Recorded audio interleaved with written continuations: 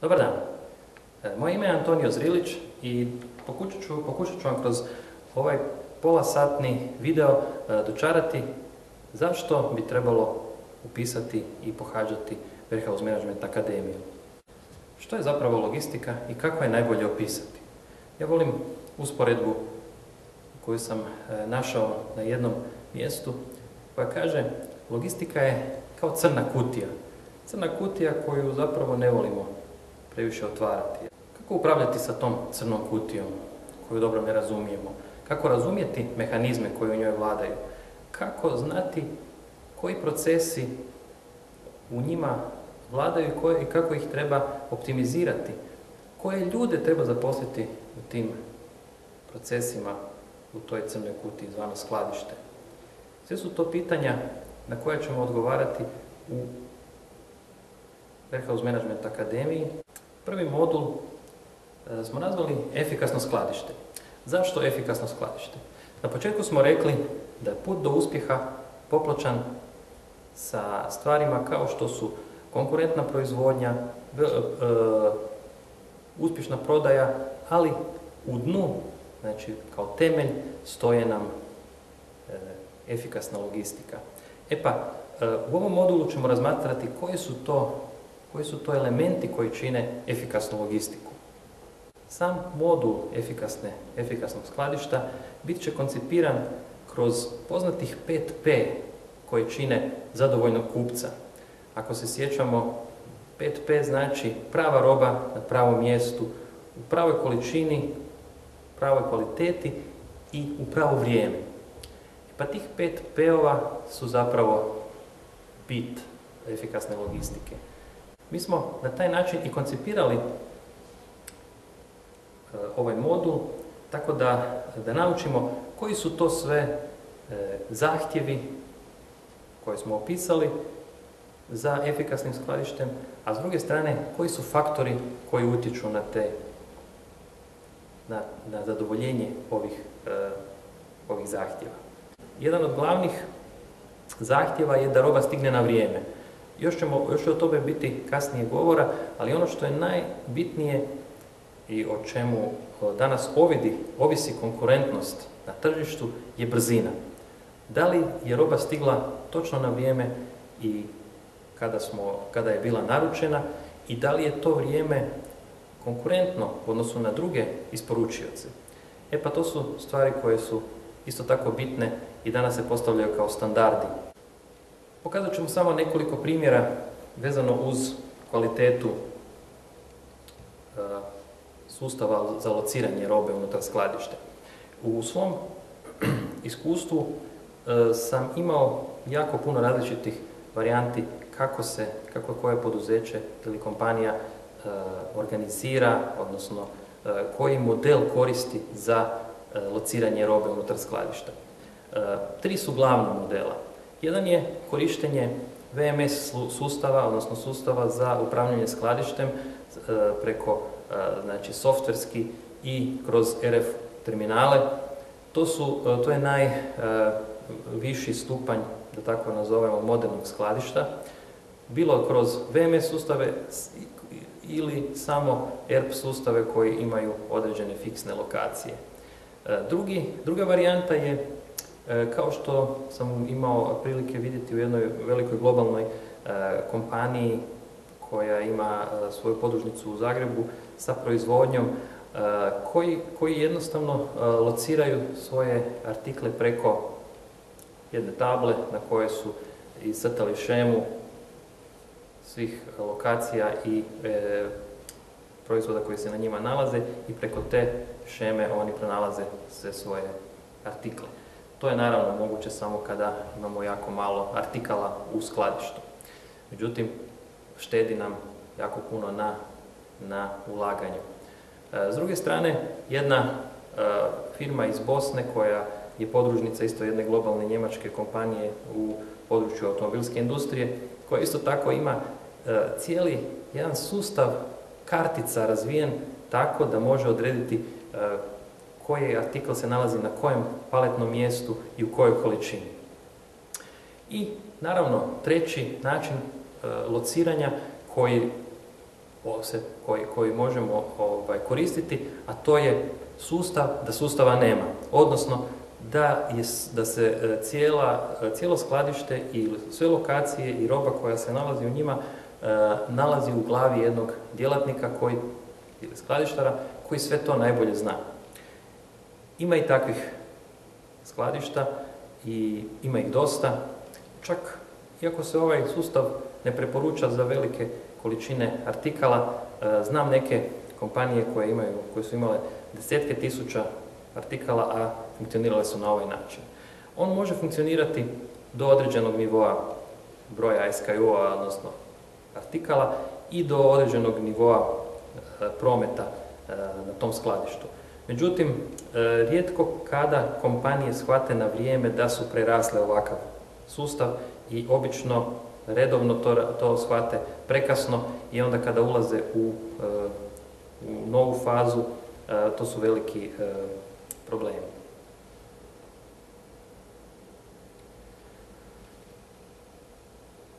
Ako se sjećate, kad smo počeli govoriti o faktorima koji utječu na naše greške, na količine koje isporučujemo, na ispravne proizvode koji bi trebali doći, spomenuli smo greške. Greške su obično uvjetovane ljudskim faktorom, odnosno ljudskom greškom. Znači, krivo brojanje, zato što čovjek se prebroji iz bilo kojeg razloga. Ili jednostavno krivo vidi krivi artikl na krivoj lokaciji i tako dalje. To su sve stvari koje su bitne za vođenje skladišta. Znači, trebamo se pozabaviti i sa ljudskim faktorom, odnosno vođenjem ljudi u skladištu. Imamo jako puno izazova koji se u skladištu pojavljuju. Oni variraju od kompanije do kompanije, od zemlje do zemlje, ali u principu mogu se iščitati određene sličnosti koje se događaju u gotovo svim skladištima.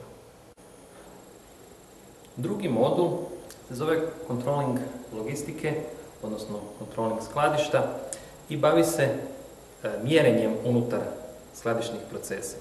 Sjećate se kad smo govorili na početku o efikasnom skladištu i onih 5P koji su zapravo 5 zahtjeva koje kupac, odnosno klijent, postavlja pred nas. Ti zahtjevi su, znači, zahtjevi kupca.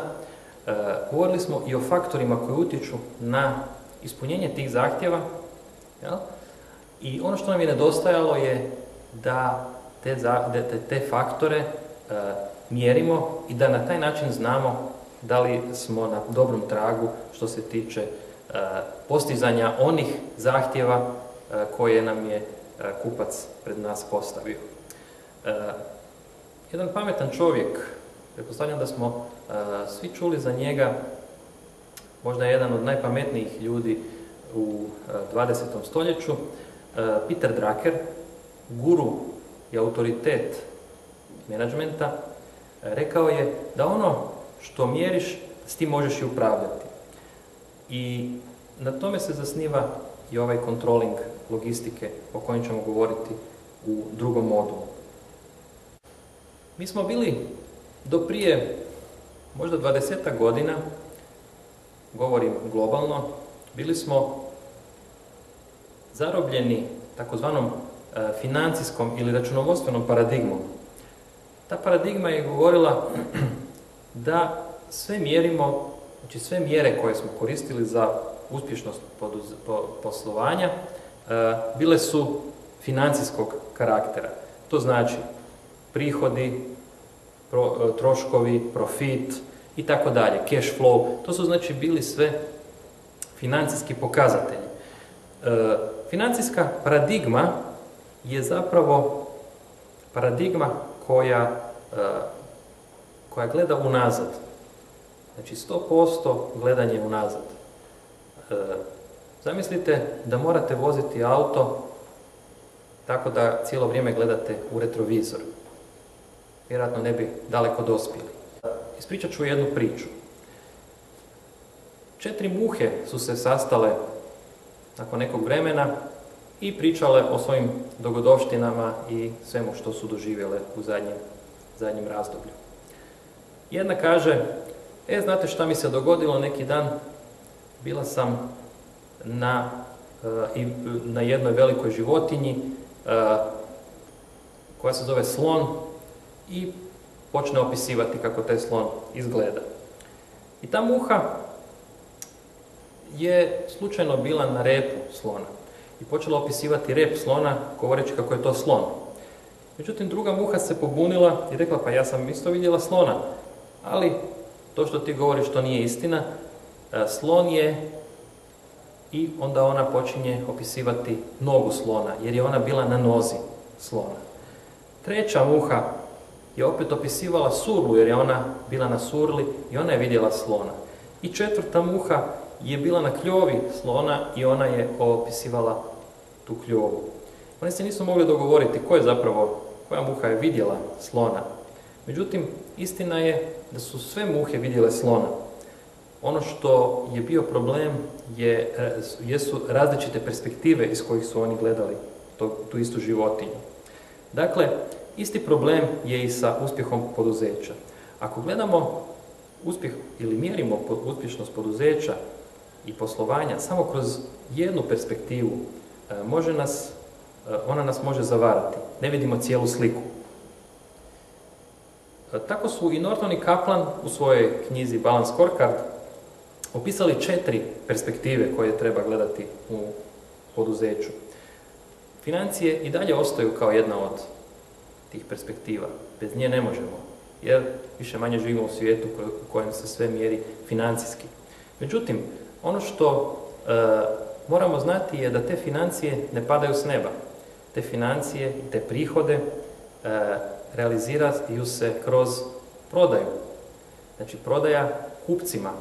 Kupci su isto tako važan element i perspektiva koju trebamo na neki način uzeti u obzir. Dakle, kupce i dalje moramo računati prihode i mjeriti prihode, ali isto tako i zadovoljstvo kupaca. Jer zadovoljan kupac kupuje i stvara prihode. Da li mi u skladištu imamo definirane ciljeve?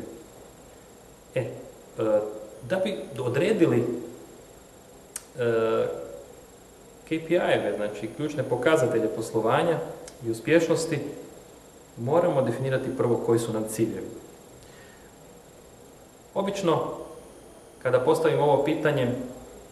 postavim pitanje koji su najvažniji ciljevi u vašem poduzeću ili u vašoj kompaniji, dođemo do ova 3 cilja. Povećanje prodaje, povećanje profita i poboljšanje cash flowa.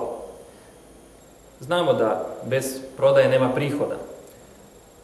Međutim, ako imamo prihode, a nemamo profita, moramo biti nezadovoljni, odnosno brzo ćemo propasti ako ne radimo sa profitom.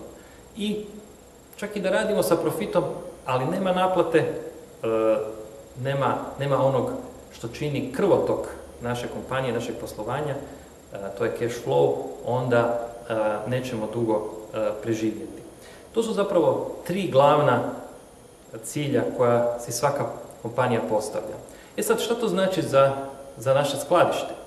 Kako da se mi u skladištu poistovjetimo sa tim ciljevima, odnosno kako skladište može učestvovati, da tako kažemo, ili kako naše skladište može utjecati na ove ciljeve. Pa, da vidimo što mjeriti u skladištu. Evo jedan primjer. Profit možemo mjeriti znamo da je profit razlika između prihoda i troškova. Dakle, profit mjerimo kroz troškove. Troškovi su jedan od glavnih elemenata logistike. Zapravo, većina uprava poduzeća gleda na logistiku i na skladište kao na troškovno mjesto, a ne na profitni centar. I to je zapravo jedan od najvećih problema na ovim prostorima kada razgovaramo o logistici. promjena načina gledanja na logistiku na način da ju gledamo kao profitno mjesto, a ne samo kao troškovno mjesto, je zapravo temelj uspjeha u svakom poduzeću. Dakle, da bi povećali profit u poduzeću, u logistici, možemo pratiti troškove. Troškovi dostave po svakom nalogu, troškovi pikiranja pojedinog stavaka ili pozicije na dokumentu i tako dalje. Iskorištenost skladišta, da li je skladište dovoljno iskorišteno i tako dalje i tako dalje. To su znači elementi s kojima možemo mjeriti profitabilnost poduzeća. Prodaja. Kako mjeriti prodaju? Prodaja zapravo se ne bi dogodila ako nemamo kvalitetnu isporuku, kvalitetnu uslugu. Pod uvjetom da imamo kvalitetan proizvod, moramo ga takvog i dostaviti na željenu adresu. O tome smo govorili koji faktori utječu na kvalitetu dostavljenog proizvoda. To su pakiranje, kvaliteta isporuke, ljudski odnos prema tom proizvodu, a isto tako i procedure koje su definirane. I naravno cash flow. Kako mjeriti cash flow? Kakve cash flow ima veze sa skladištem? U jednoj vježbi koju smo radili na prethodnoj generaciji akademije, jedna grupa je bila zadužena da proba pronaći načine mjerenja cash flowa u skladištu. Oni se nikako nisu mogli poistovjetiti sa time da oni imaju veze sa cash flowom, pa su govorili o naplati i tako dalje. Naplata nije u domeni skladištara. Ono što je u domeni skladištara, to je brzina, vrijeme. Znači, koliko brzo mi možemo reagirati u skladištu na zadani nalog, na poslanu narudžbenicu, koje je vrijeme između zaprimljene narudžbe i izdanog materijala. To je ono što je bitno u skladištu.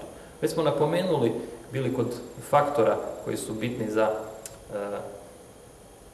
efikasno skladište, da je cash flow jednako vrijeme. Treći modul koji ćemo obraditi u Warehouse Management Akademiji zovemo inventura i točnost zaliha, ili možda popis zaliha i njegov utjecaj na točnost zaliha. Zašto je toliko bitna točnost zaliha? Kao prvo, povećava nam prodaju. Uvijek nailazim na nerazumijevanje zašto i kako inventura, odnosno točno skladište može povećati prodaju vašeg poduzeća. Pa vrlo jednostavno. Ako vaš prodajni odjel proda neku robu vašem kupcu, a onda nakon toga kada pošalje vaš nalog za otpremu u skladištu se ustanovi da te robe u biti nema, vi gubite kredibilitet kod tog kupca. Pogotovo ako se to dosta često događa. Ili će taj isti prodajni odjel sljedeći puta prije nego što može obećati nešto kupcu, morati svaki put pitati vas, dajte provjerite da li stvarno imate robe, što dovodi do konfuzije unutar skladišta. U drugom slučaju može se dogoditi da nešto nećete prodati, odnosno da odjel prodaje će odbiti narudžbu kupca zato što na zalihama nije mogao pronaći taj artikl, iako ga vi zapravo imate. To su sve slučajevi koji se mogu dogoditi ako zalihe nisu točne. U ovom modulu ćemo govoriti o nekoliko vrsta i tipova inventura. Najčešće korištene inventure su takozvana periodična inventura, najčešće godišnja, ali u nekim poduzećima se radi kvartalne i mjesečne. Druga po redu je kontinuirana i na kraju, a po meni možda i najvažnija, takozvana ciklička inventura ili ciklično brojenje. Periodična inventura je u biti inventura na kojoj se broje svi artikli odjedanput. Obično se radi na kraju godine zato što je i zakonski propisana. Međutim, ona ima jedan veliki nedostatak, a to je da je zahtjevna po pitanju vremena i rada i ljudi obično koji rade na toj inventuri ne poznaju dovoljno robu i ta inventura postane sama po sebi netočna i može prouzrokovati zapravo netočnost. Ono što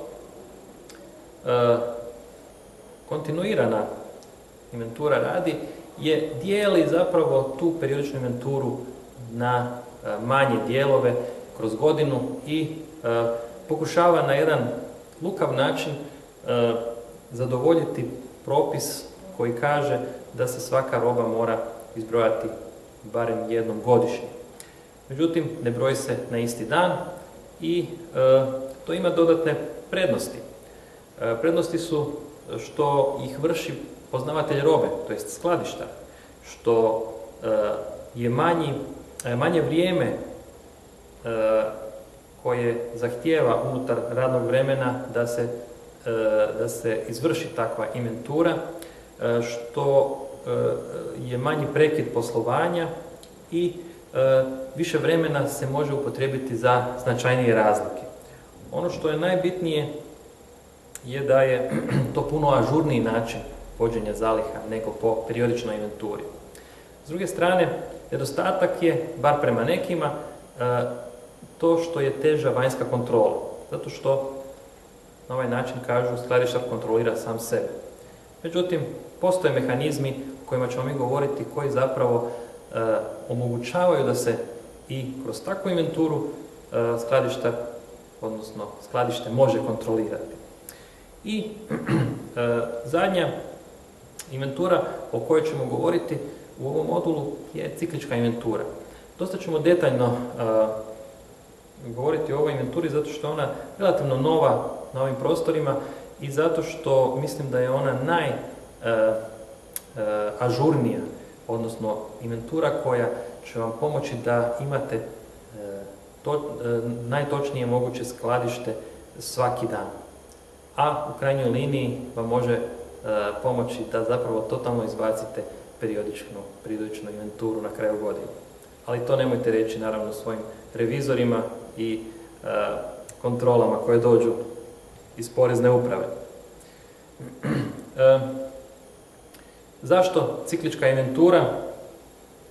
Pa zato što kažu, ako ste čitali Umijeće ratovanja The Art of War od Sun Tzu-a, on na jednom mjestu kaže ovako: planiraj ono što je komplicirano dok je još jednostavno. Čini ono što je veliko dok je još malo. Najteže stvari na svijetu moraju biti učinjene dok su još lake, a najveće stvari na svijetu moraju biti učinjene dok su još male. I na tom principu zasniva se i ciklička inventura. Ona radi velike stvari dok su još male. Mi brojimo zalihe dok su još male, jer su, ako ih podijelimo na manje dijelove, puno manje, a isto tako radimo razliku između artikala koji imaju veliku frekvenciju i onih koji imaju manju frekvenciju. I one artikle koje ćemo brojati, koji imaju višu frekvenciju, brojat ćemo više, a one koji imaju manju nećemo brojati više odjedanput, zato što nema potrebe. Pokazat ćemo na ovoj akademiji na koji način zapravo je ova ciklička inventura bolja i zašto je ona bolja i kako ona povećava točnost zaliha svaki dan, a ne samo na kraju godine i na 31.12. Jer ciklička inventura nije sama po sebi, nema cilj točne zalihe. To je zapravo samo nus produkt. Cilj cikličke inventure je pronalazak grešaka. Pronalazak grešaka i ispravka tih grešaka da se one više ne ponove. Jer mi, ako na kraju godine samo brojimo, mi ćemo evidentirati greške. Nećemo znati šta se zapravo dogodilo, znamo samo da imamo manjak, odnosno višak, ali ne znamo zašto. Sljedeće godine ćemo opet evidentirati te iste greške, a isto nećemo znati njihove uzroke. Ciklička inventura znači, kreće sasvim iz druge perspektive i želi pronaći te greške i ispraviti greške i više ih ne činiti. Analizirat ćemo greške u skladištu koje se događaju najviše na inventurama, ali i kroz godinu, odnosno i one greške koje nisu vezane samo uz inventuru. Ovdje možemo samo napomenuti znači, da se radi o dvije glavne vrste grešaka, a to su greške uzrokovane nedovoljnim znanjem i greške uzrokovane nedostatkom pažnje. To su zapravo dvije najveće grupacije grešaka. Naravno, greške uzrokovane neznanjem mogu biti teže, ali se lakše ispravljaju. Međutim, s druge strane, greške nastale nedostatkom pažnje teško je ispraviti, odnosno teško je natjerati ljude da budu pažljiviji. Ono što moramo znati je kako razumjeti te greške i postaviti procese na način i organizirati skladište na način da se te greške smanje na najmanju moguću mjeru. U 4. modulu pod nazivom Uvod u IT i automatizaciju u skladištu govorit ćemo o tome kako pametno koristiti tehnologiju u svrhu povećanja efikasnosti skladišta. Moramo napomenuti na početku da nama nije bitna tehnologija po svaku cijenu, niti automatizacija po svaku cijenu. Ono o čemu ćemo ovdje razgovarati je koliko tehnologije je dovoljno, koji nivo automatiziranosti je za vaše skladište optimalan i kako i ko može voditi takvo skladište. Kao što ćete sada čuti našeg trenera Bojana Žganeca, koji je zapravo voditelj ovog modula, mnoge firme nisu niti svjesne toga koga zapošljavaju i sa kolikom imovinom zapravo ti voditelji skladišta, odnosno vi, upravljaju. I koliko su oni educirani, koliko oni barataju sa procesima, sa znanjima unutar određene tehnologije ili bar da znaju gdje se ta tehnologija može pronaći. Pa evo poslušajmo.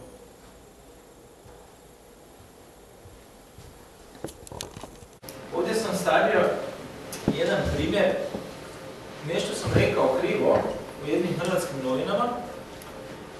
Unutra stoji u tekstu i nazvao me jedan hrvatski biznismen i direktor. Kako ja to mislim, a rečenica glasi.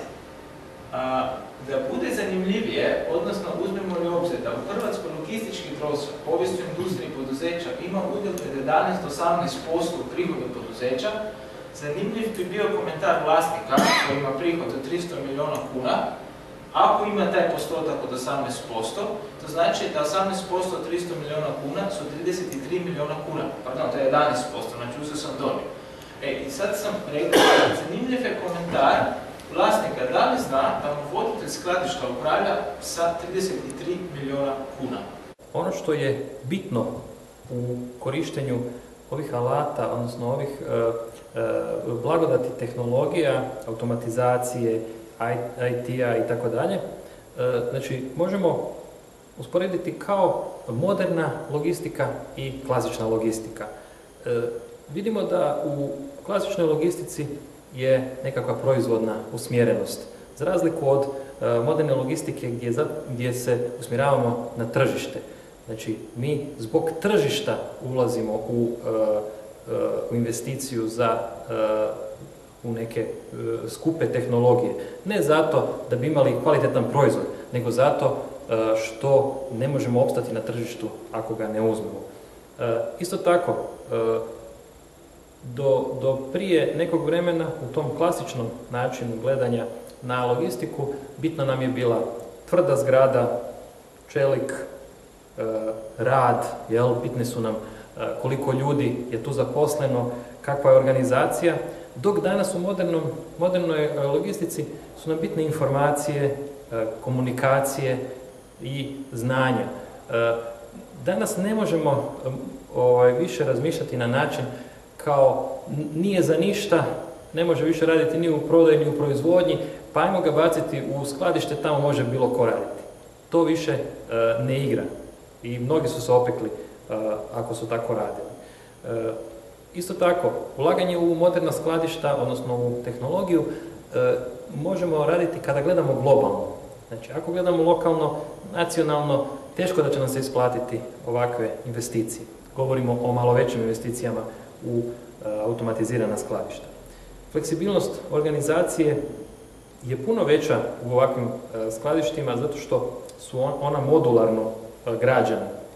Vi uvijek možete dodati određeni nivo automatizacije i povećati taj nivo ukoliko dođe do većeg obima posla. Isto tako, ne gledamo više učinkovitost. Da li mi neke stvari radimo na pravi način, nego gledamo da li radimo prave stvari. To je ono što mi želimo postići u našem skladištu. I na kraju, nije dovoljno biti samo direktor i menadžer. Ono što se danas traži u logistici je da budeš poduzetnik, da razmišljaš 24 sata o tome kako ćeš biti uspješan i da te ne prestigne konkurencija. To je ono o čemu danas razmišljamo i ono o čemu će kolega Žganec u ovom modulu automatizaciji i IT-u govoriti. U zadnjem modulu, koji još nazivamo skladište i distribucija, govorit ćemo o procesima u logistici i u skladištu, o protoku zaliha kroz skladište, kroz dockingu, o drugim konceptima u distribuciji koji su se pojavili pred kraj 20. stoljeća, kao što su quick response, early consumer response, neprekidno nadopunjavanje zaliha i tako dalje. Znači jedna sprega između distribucije, skladišta i tehnologije. To je ono što danas se traži i kada smo spominjali Kanban u kontekstu skladišta i alata i koncepata koji se danas koriste na principima pull, znači povlačenja, danas i ti novi koncepti u distribuciji koje sam spomenuo i o kojima će biti riječi u ovom modulu se zasnivaju na tom pull konceptu. Sve u vidu i u smislu povećanja efikasnosti, brzine i zadovoljenja kupaca i njihovih i usluga koje njima omogućavamo i dajemo. Dakle, i ona jedna zadnja stvar koja možda dolazi zadnja kao u lancu, u logističkom lancu, ali isto tako i u ovom našem modulu, a to je povratna logistika. Mnoge firme su skršile zube na povratnoj logistici. Danas sa napretkom zakonodavstva u smislu zaštite potrošača sve više imamo pritisak povrata robe. Ljudi i potrošači se mogu predomisliti i zbog pritiska marketinga i ostalih stvari ljudi kupuju i ono što im ne treba i na osnovu toga kroz zakone o potrošačima i o zaštiti potrošača imaju pravo povrata robe. u pravilu logistika bi trebala biti nečujna. Ne znam, ja sam sad u McDonald's biznisu i to je jedan kolega bio iz McDonald'sa. Ste vi kad čuli ko radi logistiku za McDonald's? Ste vi vidjeli kamione McDonald's u Hrvatskoj ili negdje? Znači, McDonald's logistika u 2011. je proglašena 8. najboljim na svijetu. Vi ne znate ništa o njima. Znate li kud dolazi roba koju jedete u restoranima? Koju vozi? Ste vidjeli kad da neko vozi te restorane tu robu? To je logistika. Kratko.